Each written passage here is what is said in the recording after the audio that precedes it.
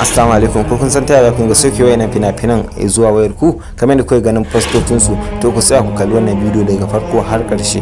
Kuna da hanyoyi da dama domin ku sami Indian Hausa film amma duk inda kuke. Mafi saukin ka shine ka tsaya ka kalli wannan bidiyo har da kai Malam Musa da masu tambaye ma comment section da Malam Bala. Wannan to dama ce mai sauki, ku tsaya ku ji ta. Hanya ɗaya zuwa biyu ita ce gare ku da za ku yi mana magana WhatsApp ko kuma Telegram.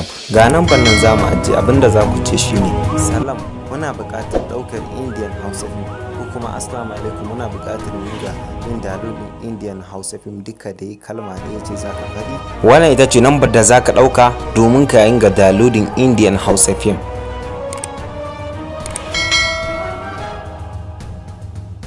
Sai ku zababbaka domin ku samu downloading Indian Hausa film a duk inda kake. Insha Allah baka da matsala. Mun gode da sauraron wannan bidiyo daga farko har ƙarshe.